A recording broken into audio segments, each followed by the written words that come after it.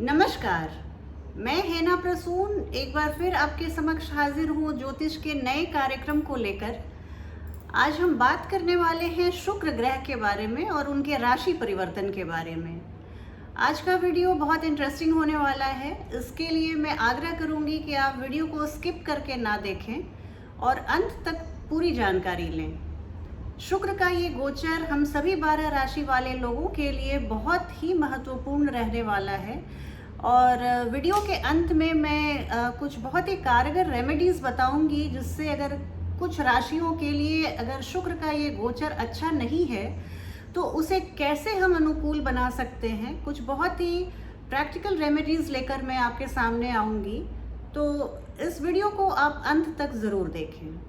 अब बात करूंगी शुक्र ग्रह के राशि परिवर्तन के बारे में। 28 मई को शुक्र अपनी स्वराशि वृषभ राशि को छोड़कर अपनी मित्र राशि मिथुन राशि में प्रवेश करेंगे। यहाँ पर ध्यान देने वाली ये बात है कि शुक्र एक जल तत्वीय ग्रह हैं और बुध ग्रह जो है वो वायु तत्वीय ग्रह है। अब जल और वायु का जब समागम होगा तो क्या होगा, हम सभी 12 राशि वाले लोग इससे काफ़ी प्रभावित होंगे। बहुत ध्यान से कार्यक्रम को देखिएगा। तो अगर मैं शुक्र के संरचना की चर्चा करूं तो इन्हें ज्योतिष जगत में जल तत्वीय मानते हैं, इसे एक स्त्री ग्रह मानते हैं और साथ ही साथ हम देवताओं के गुरु जैसे बृहस्पति को मानते हैं, वैसे ही असुरों के गुरु शुक्राचार्य को मानते हैं और शुक्र ग्रह असुरों के गुरु शुक्राचार्य को ही इंगित करते हैं।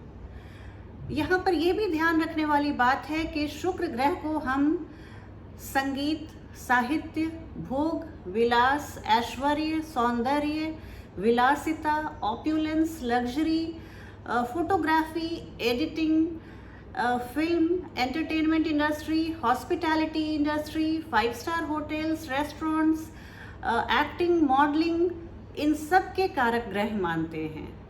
शुक्र की कृपा हो तो व्यक्ति को पारिवारिक कलह का कभी सामना नहीं करना पड़ता, उसके सारे रिश्ते काफ़ी मधुर बने रहते हैं और सारी उम्र वो अपने परिवार की आंखों का तारा बनकर व्यतीत करता है।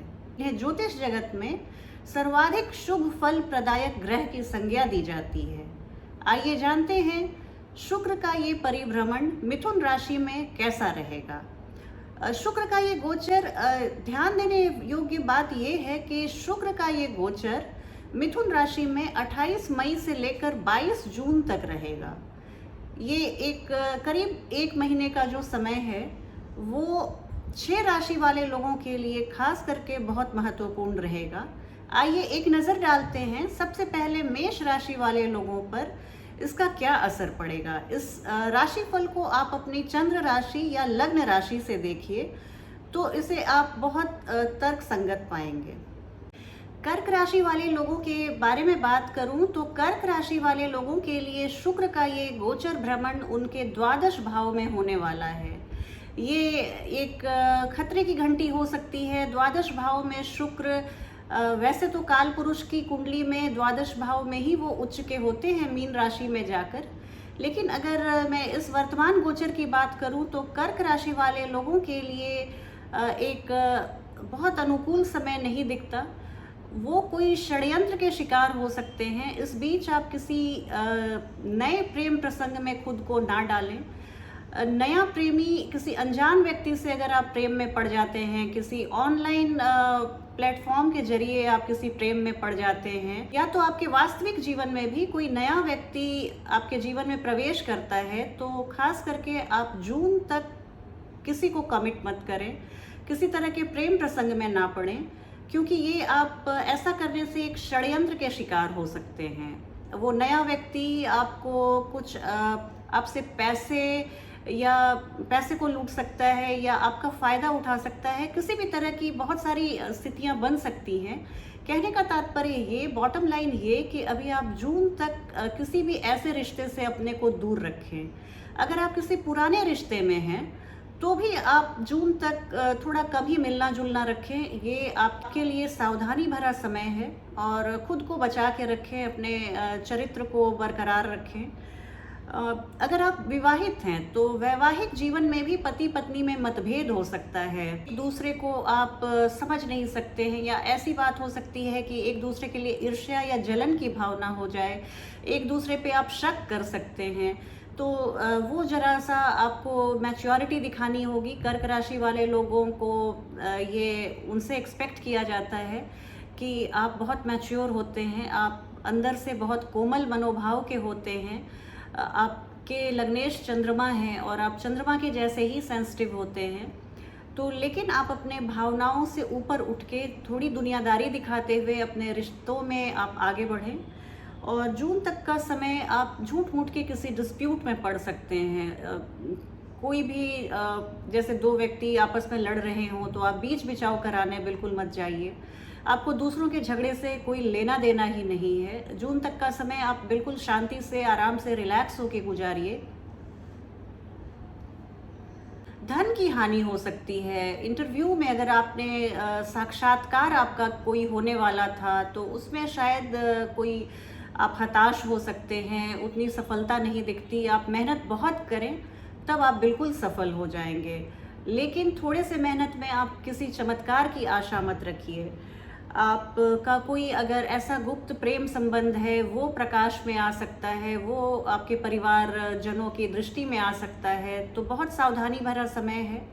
आप अपने चरित्र और स्वास्थ्य का ध्यान रखें। पैतृक प्रॉपर्टी में आपको कुछ हानि हो सकती है, इस तरह का कुछ लॉस हो सकता है। शत्रु प्रबल हो सकते हैं। कोर्ट कचहरी में झूठ मूठ के मामलों में आपका नाम घसीटा जा सकता है। तो इस तरह से आप बिल्कुल बच के रहिए। 1 महीने का समय है और मैं आपको डरा नहीं रही, अलबत्ता मैं आपको आगाह कर रही हूँ, चेतावनी मैं आपको सावधान कर रही हूँ। आपको मैं शुक्र से उनके आशीर्वाद को प्राप्त करने के लिए उपाय भी बताऊंगी। आप वैसा कीजिए, आपको घबराने की लेश मात्र भी ज़रूरत नहीं है। अभी हमने शुक्र के गोचर की बात की और कुछ राशि वाले लोगों के लिए शुक्र का ये गोचर उतना अनुकूल नहीं है। तो ऐसे भी अगर आपकी कुंडली में शुक्र अनुकूल नहीं है तो आप बहुत सारे सुखों से वंचित रह जाते हैं। लेकिन शुक्र को अनुकूल करना हमें अपने जीवन में एक नई सफलता की ऊंचाई पे ले जाएगा। शुक्र को अनुकूल करने के लिए कुछ बहुत ही प्रैक्टिकल रेमेडीज मैं आपको बताऊंगी। आप उसे कीजिए और आपको तुरंत फ़ायदा आपको मिलने लगेगा। आपको तुरंत लगेगा कि ये बहुत इफ़ेक्टिव जो भी मैं बता रही हूँ उपाय बहुत ही आपको प्रभावपूर्ण लगेंगे। बहुत ही प्रभावशाली ये उपाय हैं। आप करके देखिए। आप मुझे कमेंट बॉक्स में ज़रूर बताइएगा कि आपको क्या फ़ायदा मिला। तो सबसे पहली बात कि ललिता सहस्त्र नाम का आप पाठ करें। निसंदेह शुरुआत में आपको कुछ लंबा लग सकता है, थोड़ा ज़्यादा समय लग जाएगा, लेकिन आप जैसे जैसे पढ़ते जाएंगे आपको बिल्कुल you will get the hang of it. और उसके बाद आपको हर फ्राइडे को भी अगर आप एक बार पढ़ लेते हैं आपके लिए बहुत ही शुभ रहेगा। कनक धारा स्तोत्र का पाठ करना बहुत ही फायदेमंद रहता है। शुक्र की कृपा आपको इतनी प्राप्त होती है। इसके अलावा धन संबंधी आपकी सारी चिंताएं दूर होती हैं। शुक्रवार के दिन आप अपने घर के ही मंदिर में लक्ष्मी माता के सामने घी का दिया प्रज्वलित करें। गाय के घी का दिया प्रज्वलित करें। इससे आपको बहुत ज़्यादा आशीर्वाद मिलता है लक्ष्मी माँ का और शुक्र ग्रह का। इसके अलावा आप देखिए, शुक्र सुगंधि के भी प्रतीक हैं। तो आप या तो डेली या एटलीस्ट आप फ्राइडे को परफ्यूम जरूर लगाएं। अगर आपको सांस संबंधी कोई परेशानी है, बीमारी है, तो बिल्कुल, अगर आपको डॉक्टर ने मना किया हुआ है सुगंधी लगाने से तो आप इससे परहेज करें।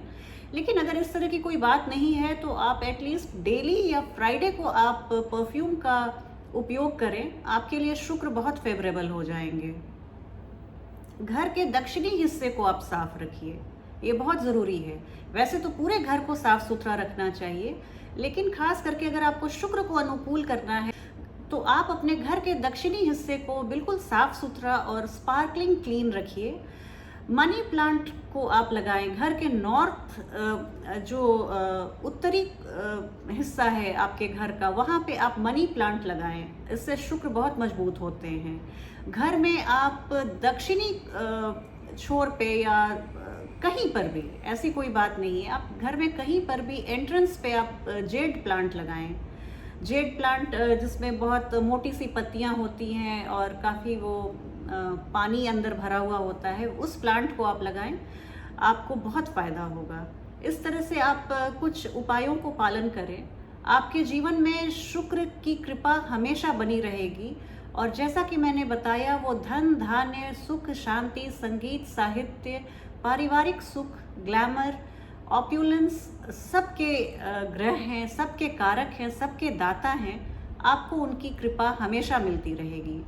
इसके साथ ही मैं हमेशा की तरह आपसे आग्रह करूंगी कि आप मेरे चैनल को सब्सक्राइब कीजिए और वीडियो पसंद आए तो आप लाइक का बटन दबाएं, चैनल को सब्सक्राइब करें और वीडियो के लिंक को अपने फ्रेंड्स और फैमिली में शेयर करें। आपके सपोर्ट, आपके सहयोग के लिए मैं हमेशा आभारी रहती हूँ। अगली वीडियो में जल्दी ही मिलूंगी आपसे। तब तक के लिए नमस्कार।